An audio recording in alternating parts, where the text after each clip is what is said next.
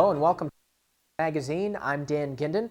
Susan Laufer is on vacation, and I can only assume, because it's August, that she's not out doing her favorite pastime, which is skiing. My favorite pastime, however, is eating ice cream, and that's why this next piece by April Gadarowski is my favorite on the magazine.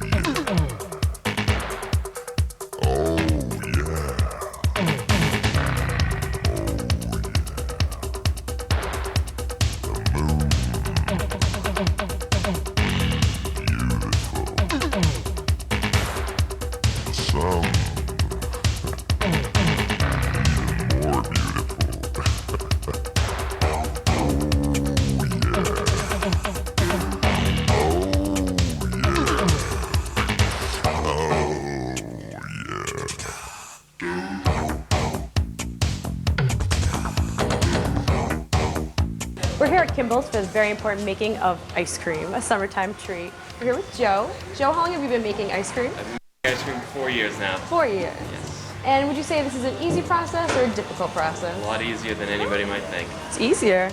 Well, can you show us, step by step how to make ice cream? Yes, I can. All right, come on, let's go see.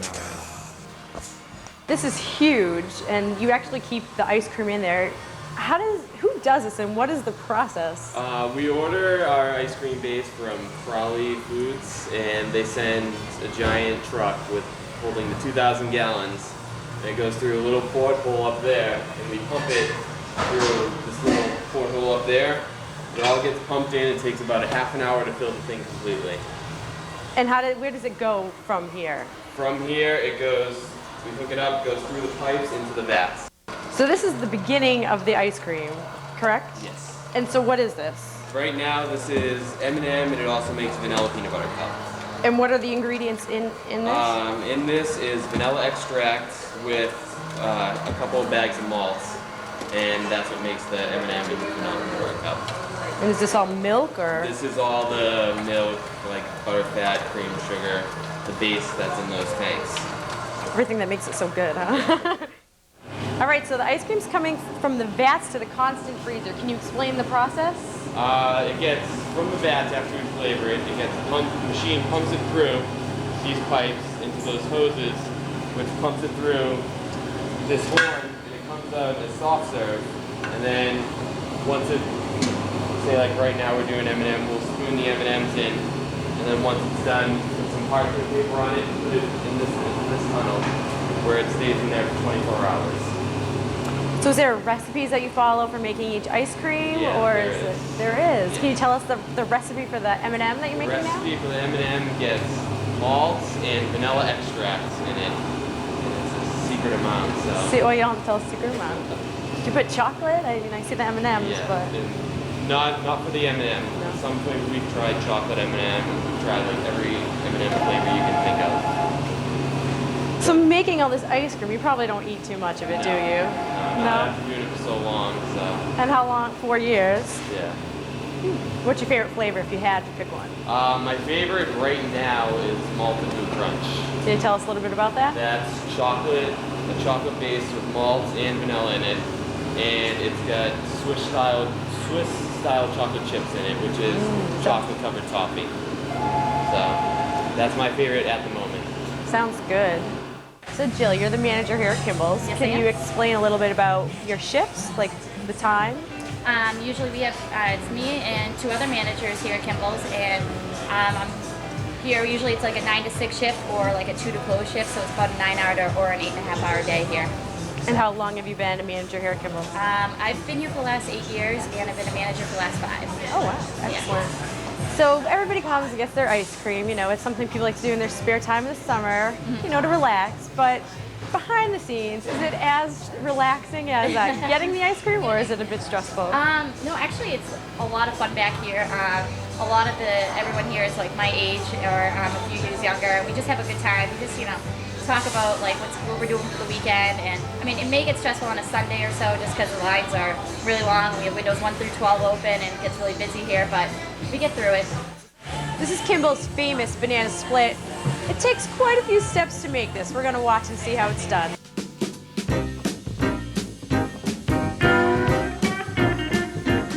Come clicking by your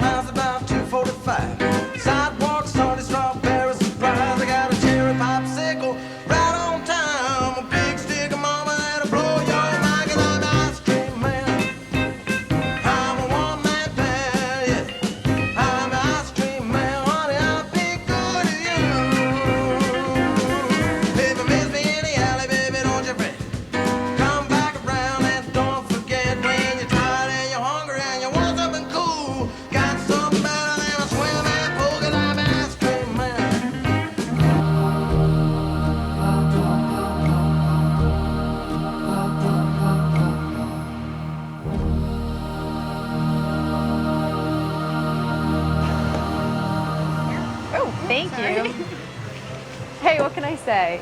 Watching all that ice cream made me hungry. From Marlborough Magazine, I'm April Gadarowski. Between 4,000 and 7,000 people die each year or get sick from foodborne illnesses.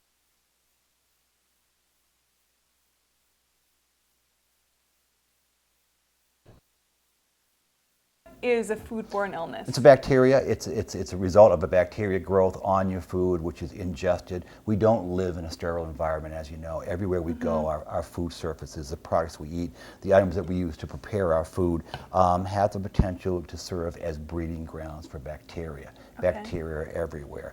As I mentioned earlier, the 40-degree Fahrenheit to the 140-degree Fahrenheit is where they live and exist the best. The way we deal with them is that we properly handle our food, we properly chill our food, and we properly cook and prepare our food to kill these bacteria before we ingest them. So that's basically, in a nutshell, what it's all about. Okay. Well, I'd still like to ask you more about these bacteria. Are there certain foods that are more risky to develop, bacteria and that kind of thing? Yes, there are, and you can find certain types of bacteria associated with certain groups of food. For example, your red meats are where the Listeria bacteria will be. E. coli is often very common in your leafy vegetables and so forth and so on. Salmonella comes up in your milk and your dairy products. These are all staples of what the modern American will consume. So they're all areas that we have to be aware that there could be a potential problem. Now, you can't legislate common sense. You got to get the message across by doing television programs like this and hope that people listen, look, learn, and practice what we talk about. Okay. So how would I know if I have one of these illnesses? Whoa, that's a good question, and that's an exciting question. Well, you develop certain symptoms, and each bacteria or foodborne pathogen situation promotes a different symptom. And there's always the time element. You can show signs of foodborne illnesses within 30 minutes of ingesting a contaminated food product, or as late as a week. Sometimes diarrhea. They're often associated with flu-like symptoms. Okay. Congestion, coughing, a sickness in the stomach, an upset stomach, a headache. All the flu-like symptoms are oftentimes, Sophie, part and parcel to foodborne infections and pathogens. Really? It's a concern. Now, I know you had just started to mention the kinds of foodborne illnesses that go with some specific foods, but I just want to go over that again. I want to ask, what the most common foodborne illnesses are. Okay, well, Listeria is a big concern when it comes to meat. We are a society that consumes a lot of red and white meat. So your Listeria bacteria is very, very common to that. Listeria? Listeria modulus autogenes. It's, Listeria is the best way to apply it. And you'll see that sometimes in your media-covered foodborne outbreaks. The FDA and the U.S. Department of Agriculture are constantly promoting awareness as to the proper handling of red meat, the proper storage, the proper cooking. To deal correctly with Listeria, you need to cook your meats at least 160 degrees Fahrenheit. And of course, you use a food thermometer to check the interior temperature of your meat. You're checking the interior cooking level to always, kill the bacteria. It's got to be at least 160 degrees for 3 minutes or 4 minutes to make sure the bacteria is gone. So that's a major concern right there with red meats. Your leafy vegetables, E. coli. E. coli are very, very common in your leafy vegetables. Warm weather season as we have right now, we eat a lot of salads, we eat a lot of fruits, we eat a lot of vegetables. So E. coli are very, very common to your leafy vegetables. Once again, flu-like symptoms, diarrhea, stomach cramps, headaches. Thankfully not fatal, but very uncomfortable, so you'd know it. Now, does E. coli on my green leafy vegetables, does that come from something I've done after I've bought it from the grocery store? Could. Or does it come to me from... Who can we blame? Yeah, who can I blame? Okay, good. That's a good point. We're wonderful thing about this country is you can have a leafy vegetable product in Central Africa 72 hours from when it arrives in a retail outlet in this country. In other nations, the sense of proper hygiene is not always established. People sometimes defecate near the growing areas, and E. coli are very, very common in human waste. So you have a situation where you contaminate at the point of growth of the product, and that's tough. That's really difficult to deal with. And the FDA and other regulatory agencies have outreach programs overseas to the manufacturers of agricultural products where we try to say, look at practice good in the field, hygienic programs and behavior. But so that's an overseas involvement. But you can also transmit bacteria in your home environment. If we use the restroom and when we don't clean our hands properly, it's not uncommon to transfer E. coli bacteria to your fruits and vegetables that way. So it seems like a real big issue, and it is. But the whole thing is if you properly clean your vegetables, if you properly cook your vegetables, you'll kill the E. coli. You'll do that. Okay. And then let's talk about salmonella. Okay. And that's the most common foodborne illness for your dairy products. Right, is that right? That's always another concern. Thankfully, not often fatal unless you have a compromised immune system. Breaks out a little bit slower than some of the other bacteria. Once again, your flu-like symptoms, your diarrhea, your stomach cramps. Often common when you leave your dairy products out at room temperature for more than 2 hours. If you leave dairy products out at 90-degree temperature, which we have a lot of in the warm weather in New England, you're going to get a contamination situation in a dairy product real quick. You'll have salmonella growing really quickly. So when in doubt, if you go past this time temperature abuse thing, get rid of the product. I mean, you can cook it out. You surely can do that, but be very, very aware if you have a dairy product in a summertime environment and it's 85 plus outside, more than room temperature, you ought to be really aware of how long it's out and the threat of salmonella bacteria growing in it, and it's an uncomfortable thing. And it's not uncommon this time of year, really. Where do these bacteria come from? Well, they're all over. This guy is back, and I hope he's not going to upstage you and I, that's for sure. He is a way that the regulatory government has brought the message down in sort of a humorous way. Bacteria are everywhere. They're organisms that live and grow in our environment. This guy is symbolic of the most comic and most evil attributes of this thing. Of course, they're much smaller than this fellow right here. But back is sort of like the poster boy, you might say, of being aware of the basic premise of cleaning your food, of separating your food, of properly cooking your food, and of chilling your foods at all times. That way you don't find him in your kitchen, you don't find him at your dinner table, and you don't find him at the local emergency room because promoting your being there. So back is our way of getting the message out to the general population, young and old, that you just really have to bring some common sense into your environment. And Americans nowadays, a lot of us eat out. I mean, we're big in restaurants. And we've lost, I think, the common sense and the practical application of good, safe food handling. And that's a sad thing. Okay, well, let's talk about some of the things that we can do to prevent VAC from coming into our food. Good point, good point. The most basic thing is if you're a food handler or a food preparer in your house or wherever the case might be, you've always got to clean your hands before you touch your food. You really have to do that. That's warm water and soap, and we advocate the 3-minute rule here. How often do we spend 3 minutes washing our hands? I don't really know, but it'd be nice. But warm water and plenty of soap over the entire hand, up the forearm, almost to the elbow, under the nails, between the fingers, and then rinse with cold water, rinse with warm water, and then dry off with a clean towel or a paper towel and discard. That's the very basic premise. You gotta clean yourself up before you touch your food. It's a good thing. Separate. You got to separate your food. We have various food elements here. We've got leafy vegetables and we've got red meat. So red meats are famous for the juice that comes with the product. It's a byproduct. If you cook a product, for example, you cook a tomato or a potato. You want to remove this from contact with an uncooked product. That's separation, because the contamination comes from your uncooked product into your cooked product, and then you bypass all the safety features and you recontaminate a cooked product. So if I had this, if I was, I had this meat out here on the cutting board and maybe I was just cutting it or something like that, and then I moved it and put it in this stove, and then I put this guy right on it, then that's a no-no. All bets are off. All bets are off. You want to cook a good meal, you want to prepare it real nice and make it tasty and just really work for you, but if you're contaminating it, It's no fun. So for I would anybody. have to wash, after I put the meat on here, I would have to wash this off It would be nice, completely. or use an alternative surface Okay. for the next dish you're going to prepare. Okay. You know, it's common sense. All too often, we just move in real quick, and we just don't really go with it. Okay.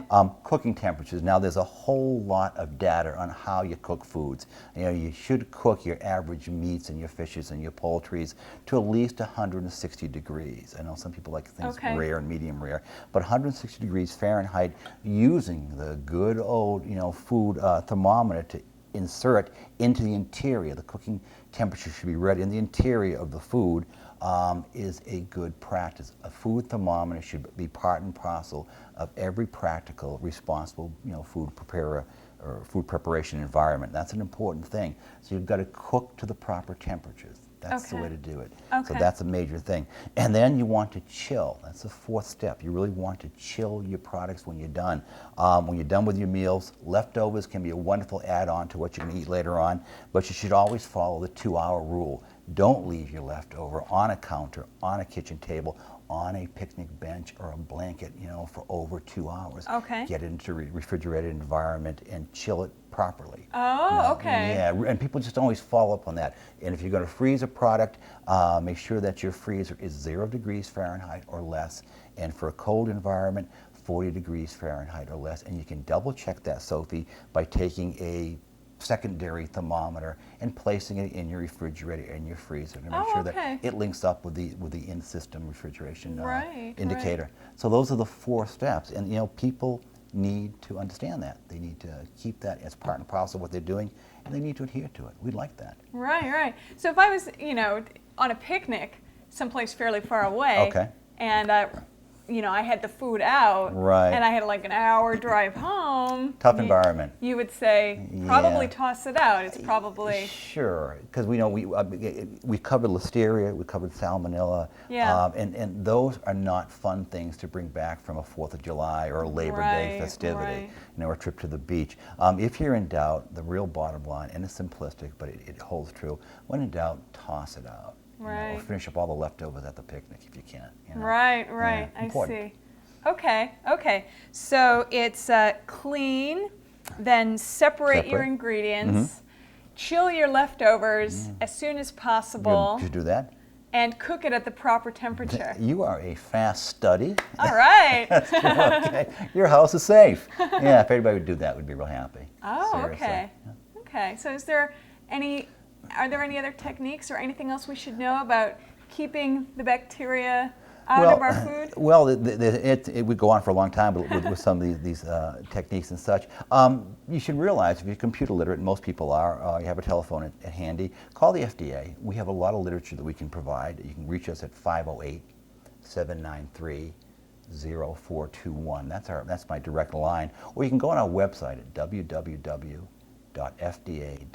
and we will supply people with a whole host of literature and material and advice on how to properly maintain their food, enhance and promote food safety, and just enjoy their consumption of good foods all the time. Yeah. So we're available. We're out there. Okay. All right. Well, thank you very much. Enjoyed it. Great time. Okay. Thanks a lot. As we all know, Marlborough is home to many different clubs and interest groups. The Highland City Striders are one of those groups. However, in order to catch up with them, we had to send someone from the station who was in shape. So here again is Sophie Burke. There aren't many sports that you can do year-round without a lot of expensive equipment. But fortunately, there's one sport that's accessible to many and practiced by many right here in Marlborough. Jogging is a wonderful sport. It really is.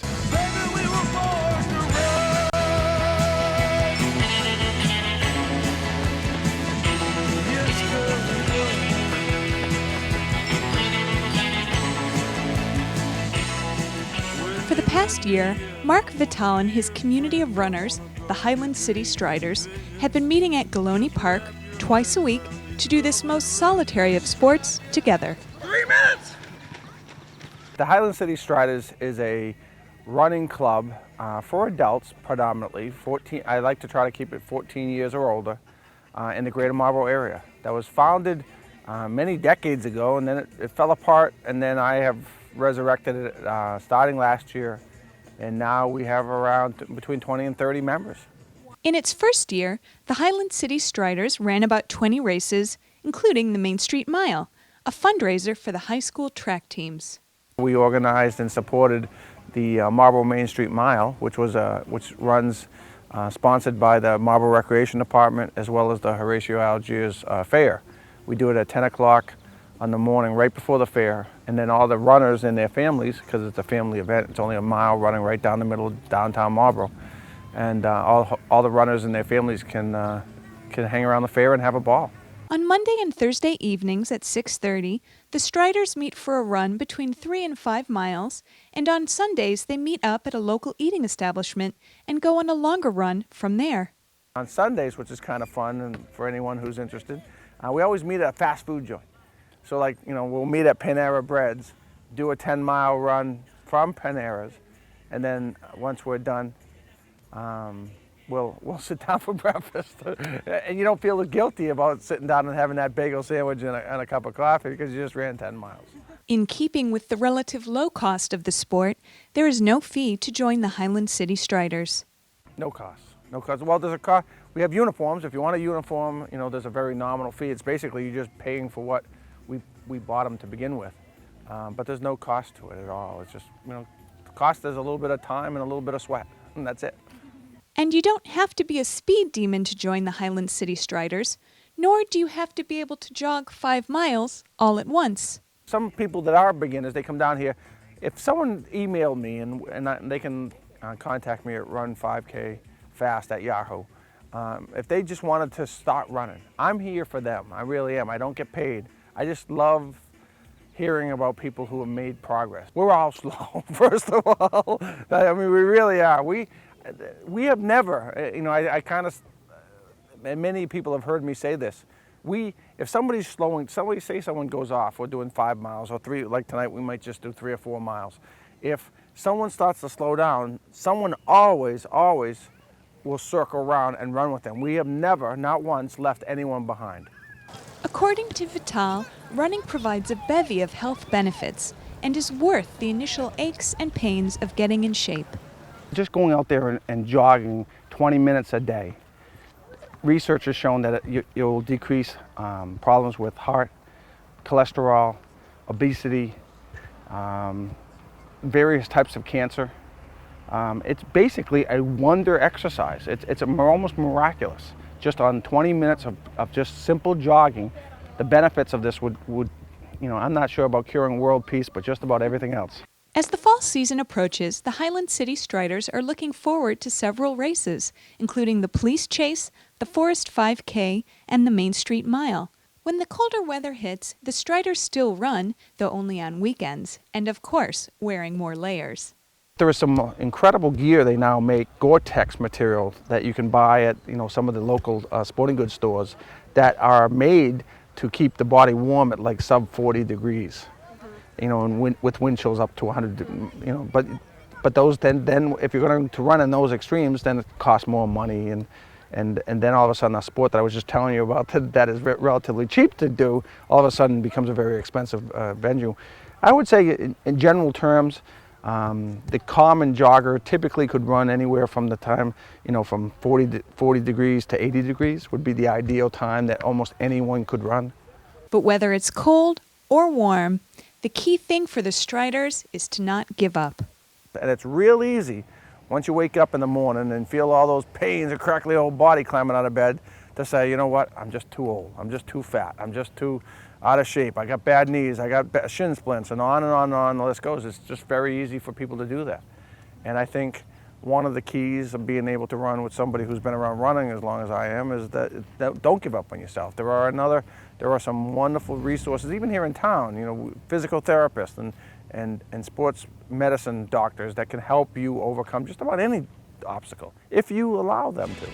To learn more about the Highland City Striders, you can visit their website through a link on Marlborough.com or email them at run5kfast@yahoo.com. For Marlborough Magazine, I'm Sophie Burke.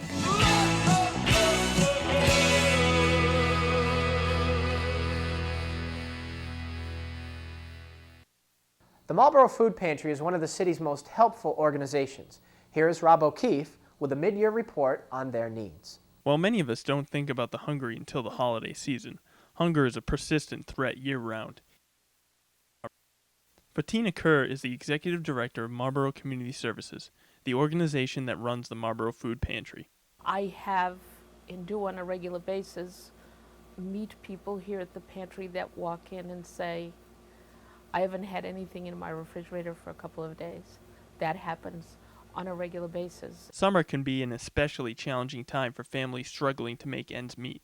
I think the fact that the children are home for the summer and they don't have the benefit of a school lunch, subsidized school lunch or breakfast, and the children being at home constantly going to the refrigerator, needing drinks, needing snacks,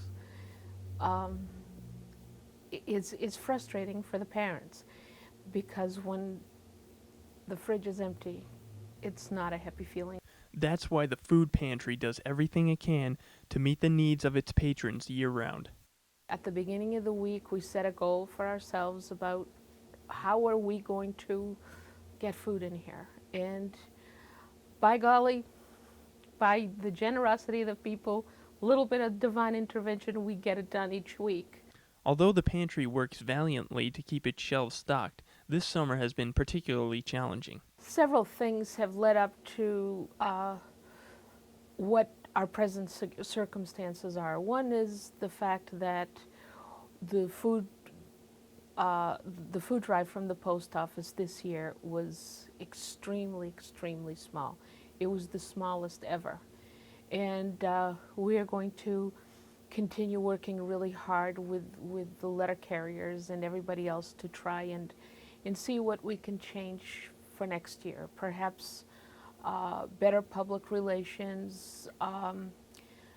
We have to have a different effort and a different approach so that all of the people of Marlborough know that on that particular day we're going to have a food drive.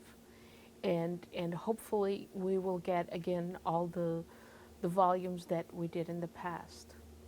The other thing that has happened is the number of people using our food pantry right now is somewhat constant.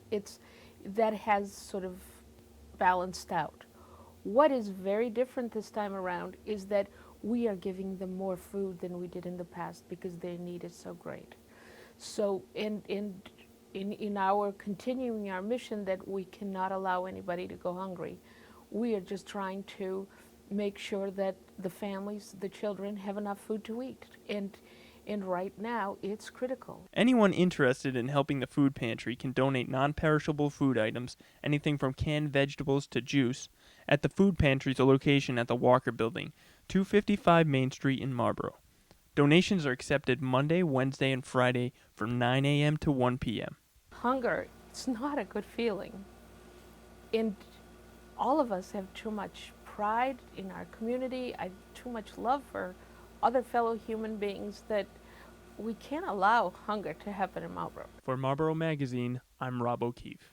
That'll do it for this issue of Marlborough Magazine. I'm Dan Ginden. We'll see you next month.